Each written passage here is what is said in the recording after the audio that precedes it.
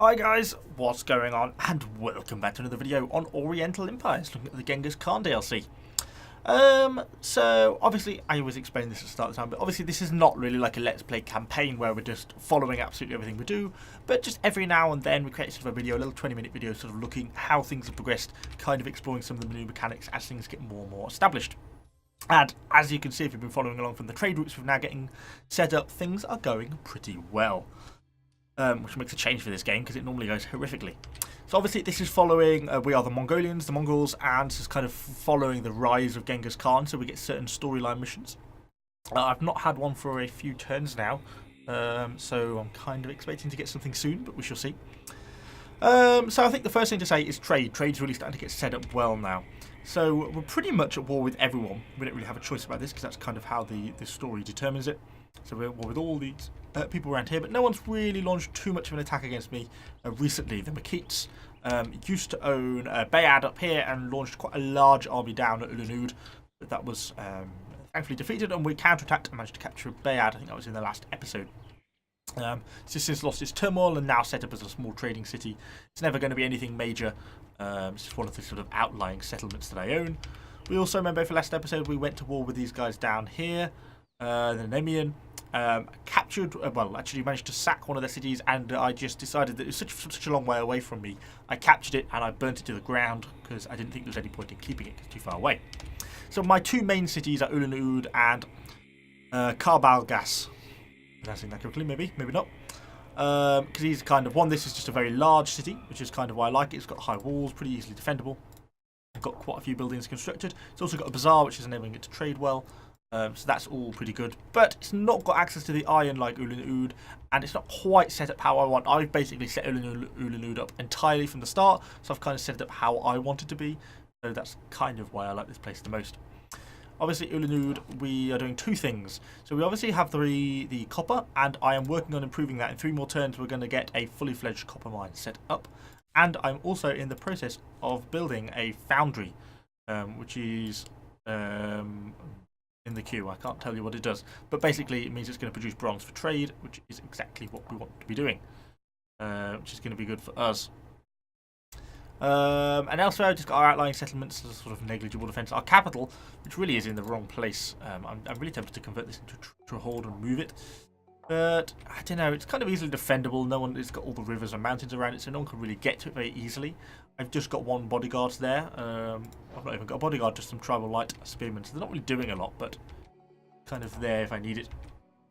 And I'm working now on setting up some roads connecting with the settlement, which is going to increase our trade power. So I just kind of wanted to go through what's going on down here. We had a battle on the last one, driving some of the people off. We didn't take any losses. This is Timochenko, Genghis Khan himself, who I'm using to sort of just rampage around and clear out the enemies from my territory, because when they sit on my trade routes, they block my trade, which is really frustrating. So let's just quickly flick through my cities as well, make sure everyone is doing what I want them to do, i.e. doing something useful, like building more farms. And then they should be building roads as well, trying to connect these two trade routes up. Ulanud, you should be building a farm as well, probably. Who's the building time on that? No, it's not. Nice. You can build a farm there.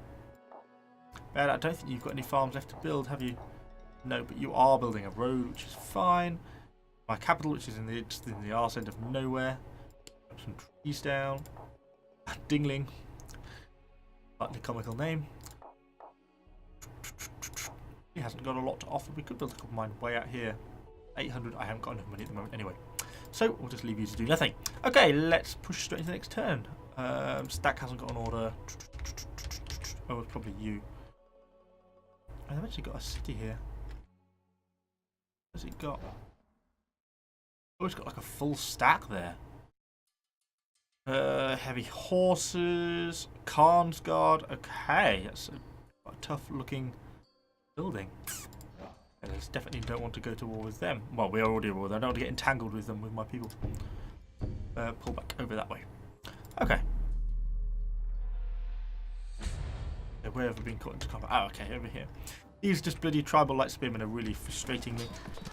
They just keep attacking my trade routes. I'm just trying to kill them all as quickly as possible.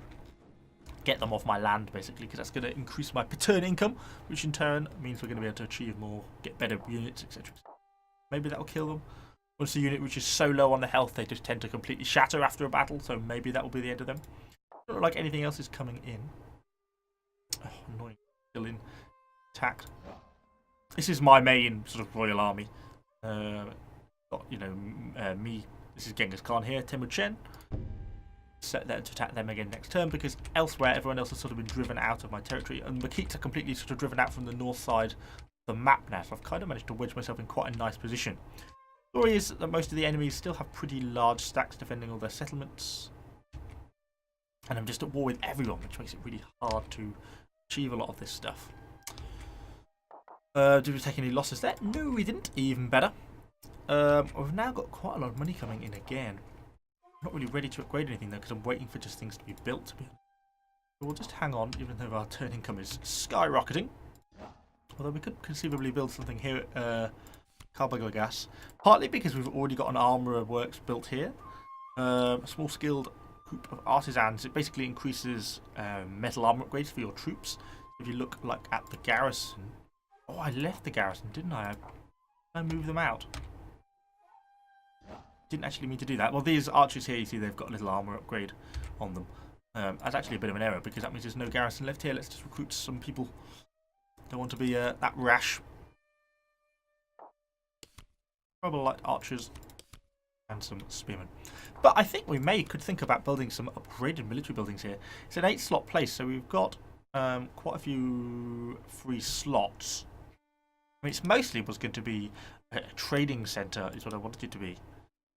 But, you know, I don't want a foundry. I don't want a factory. Blimey. Enormous. A weaponsmith. Recruit unit, peasant halberds, and Truman lancers. Nice. Or we could just do a barracks. It's a lot of upkeep per turn, but it does enable sort of proper trained heavy spearmen then. That one's an artillery grab. I think I might build a barracks. 80 per turn's a lot, but you know, our turn income is good now. We are profiting. I think we want to capitalise that. And then we're soon going to get our foundry built here and our copper mine, which are hopefully going to basically compensate for the cost of this barracks. So I'm going to go for it. Stacked without orders. You've got orders. You haven't got orders. I don't know what I'll order you to do though, to be honest. Anyone down here? No, let's just go and see if we can burn this little settlement down here to the ground if no one's going to go near it. They're obviously going to engage these guys here, which is fine with me. I think the Makites and the whatever these the Khanate here, the Kerits, are actually at war with each other. So I think that's probably good for us. So we beat them again. Surely that must be the end of them. There must be about 4 people left or something. Ha ha! What a guess. There's exactly 4 people left. I think that will wrap the end of this turn. Go back into fast forward since there's nothing really going on. Wait for the turn to end. Yeah, they've gone. Good. That's what we wanted. Even took 2 casualties to do so. Let's shimmy our troops back over just into our own territory, just to give them a chance to start to heal up. I mean, a lot of these guys have been in combat for quite a long time. Even though they're super experienced now, they do need a bit of time to rest and recuperate before we do anything else with them. I don't think there's anything else threatening my territory, which is exactly what we want to see. Yeah, we all look pretty good. I'll keep these guys running down. I might even take it in a turn. That'd be funny. I won't capture this base. I will just burn it to the ground. I don't want a crappy little unwalled city like that. I've got enough to be dealing with. Okay, more sections of the road. Let's actually join them now. Let's have a look at going to here. Don't know if this is yet classed as joined. It has probably gone up. Because it won't let me build a road into that little bit there, will it? I bet that means probably we are connected now by a road on that point. Good. We'll continue to build farms here though. But irrigated. No, not irrigated. I want to just get basic farms built first. Nice. Over here, we should have actually built our foundry, so we're going to have a look at that in a minute. And our copper mine is 1 turn away. Irrigated. More room just for normal farmland, to be honest. I'll try and build it off the trade routes, at least for now. Okay, let's pop into the overview of this city then and look at the external trade. So, we are obviously just built that foundry, so that's going to be starting to build in bronze. So, we are externally trading bronze to Uda River for 19. Bronze there for 19. And bronze there for 20. So what's that? 58. And we may get an internal trade for 13. So 61.71. And the building upkeep costs, because this is the real complicated thing about this game, is everything has an upkeep cost as well. You have to kind of balance that. An upkeep of 40, so we're 70, what was it, 71 or 78? So we were more than 40 anyway, so in profit is my upshot of that. And as more units get connected to the trade network, all the better. Yeah, so that's certainly good for us, so that's nice. And when this copper mine gets built up as well, that may increase it all that more. So I'm pretty pleased with that. Nothing else particularly dramatic happening in any other places, so I think we'll just put straight into the next turn. We might just capture this settlement if it stays undefended. Oh, look at that! Oh, they're both nomad settlers. There's just loads of nomads everywhere. Oh, well, this should be a bit of a laugh. What have you got? Some cows and some sticks. Oh, dear. Oh, dear. Oh, no, the cows are dead. Oh, and they're being charged down by heavy cavalry. Oh, that's very unfortunate, isn't it? Run away! Not a place you want to find yourself when you've only got a stick to defend yourself with. Oh, I feel a bit bad, really. Murdered all the cows as well. Now I'm going to go and sort the settlement to top it off. But these nomads might end up getting engaged again if they're not careful. Settlement has fallen. Oh yeah, more people to burn to the ground. Kill them. Wow, that was a lot of undefended stuff to kill. But I'm not complaining. Okay. So, Cullen River. I don't think you've got anything of merit. What have you got here? A boa. I mean, that's it. You've done nothing here. Could sack it. How much would that give me loot to be taken? 55. Not in anything worth looting. Destroy it. Burn it to the ground. That was worth doing. So we captured that. We've built our barracks, and our money is still looking pretty much where we started before we built that barracks. I think that's down to the copper mine and the foundry, so I think that's kind of nice. I wanted to have a look at two things. One, I just wanted to check the trading. Look at the income of this place now. It's awesome compared to its expenditure. We're really sort of rocking some nice exports now. That's looking good. Our external trade, and we're getting the base 50 from copper mining. I kind of wanted to see if that's upgradable again. It is a deep copper mine. For 3,500. Still no upkeep cost though. Generates base of 100 and produces copper for trade. I don't think we need that quite yet. Not at that 3,500 base cost as well. It's pretty horrific. One thing that might be worth doing though is installing a market. So this increases. So currently, let's explain this. So currently we have a bazaar. This building here. I know this video is turning into a real sort of an economy lesson in this game. But basically, anyway, a bazaar enables trade with other factions, with other cities. Over 12 hexes. It multiplies trade value by 2 and allows a bit of internal trade as well. And this costs 20 per turn to maintain this. And that's obviously very beneficial because it's enabling trade with many settlements. But because this city connects with so many places, we could upgrade this to a market. This is going to cost us an extra 60 per turn, because obviously the bazaar already costs 20, and this replaces the bazaar. But this enables overland trade with 18 hexes, and it adds a trade value multiplier of 3. When you consider we're getting a multiplier of 2, and I'm going to check to death in a minute, then we're making 288 from external trade by a 2 multiplier. So a 3 multiplier is going to knock that up. So an extra third on that. It's going to be at least 100, I would have thought. So it probably is going to be a worthwhile thing to build, I think. And will 18 hexes enable me to do anything different? Probably not. But it'll be interesting the same. Is there anything else worthwhile building? Caravanserai allows imported trade items to be exported.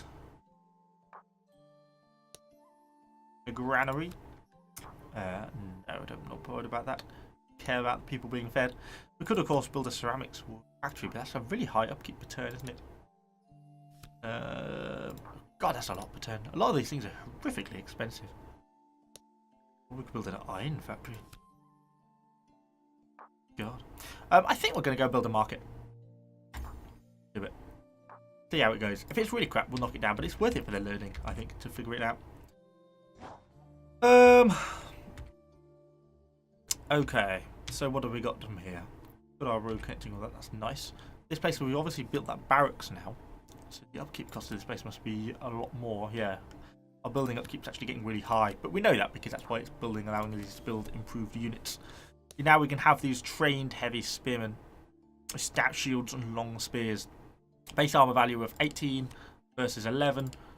Their attack's about the same, but their body armor value is just so much better. And we get trained archers as well, and they've got much better body armor. We might recruit one of them, because I kind of just want to see what one looks like anyway. We've also got noble heavy cavalry and the Truman heavy cavalry. Nice. I'm going to continue probably upgrading these military buildings. I don't know what we're going to go for next. Maybe a weaponsmith. Not very heavy, not very expensive, and it's going to increase our options on what we can recruit. In the meantime, I think I'm just going to leave this elite army here, just slowly recovering. Its efficiency is still really low, though. Hopefully, it will continue to get a bit better.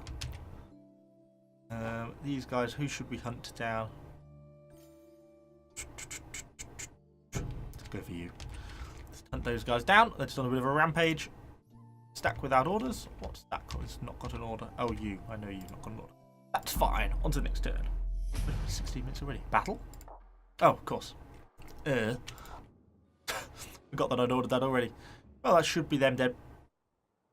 That's just the burnt remains of the enemy settlement. What once was. Battle reports. Yes, of course, we took no casualties. We wiped them out. I don't really want to cross the river. We'll go exploring over that way. We built a farm over here. Yeah, we'll go through the farms in a minute. A disease broke out in an enemy city. Well, that's certainly good for us. And we have completed technology terror tactics. So we can be much more aggressive now when we burn cities to the ground. Actually, it would have been kind of handy to have that when we captured the enemy city. So let's head on to the power overview and just have a little look what we've got. Good improved walls. Greater width and heights.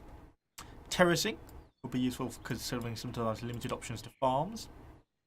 Scouts. Hand grenades. Trebuchets and stuff. Well, I don't really use much of the siege equipment, I don't think. Baseballs. I think we'll probably have the proper walls. Walls are always a worthwhile improvement because they don't cost any upkeep per turn. It's only that initial outlay. So let's go through what we've got building.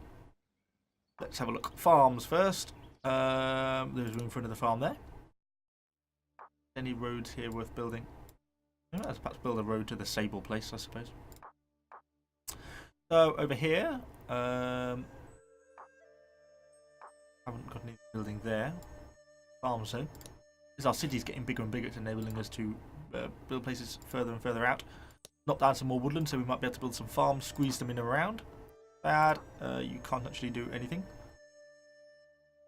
Maybe you can build more roads. Really very helpful though. Although you can actually start to build a road along here. To connect that up as well. I think this is my capital, but there's really nothing to be built along here. Just the most worthless place. That's why the capital really sucks. That's why the capital is actually the smallest place in the city with only 21 people. Oh dear. We've built a road here, haven't we? So there's not a lot to be gained from that. Chop down a bit more forest, I suppose. Okay, nice. Pretty much all there is to do that turn. Pretty basic turn. I know there's a stack without orders. Nothing really happening. Just our units are moving on. Perhaps go for those nomad settlers and safe cross. Next turn. Push them down, and then we just continue to kind of explore what's going on. Some of these cities are so heavily garrisoned, it's going to be impossible for me to take land from them. Which is going to be annoying. Turn income's still looking really strong. We haven't built this yet though, have we? 2 more turns. Probably wait for that's built, and that'll be the final sort of episode straw. Building a bit of road, nothing else built. Really nothing else to do this turn, other than perhaps we should build that weaponsmith. Because it only costs 500 and only 40 per turn.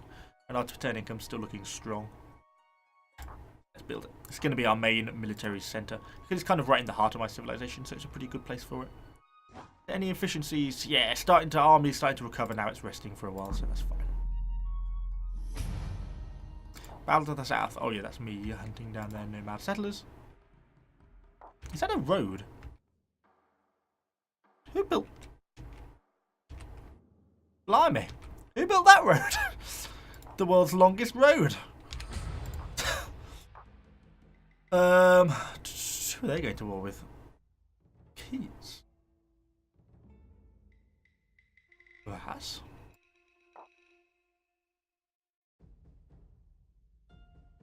On there. Don't think that's quite supposed to happen.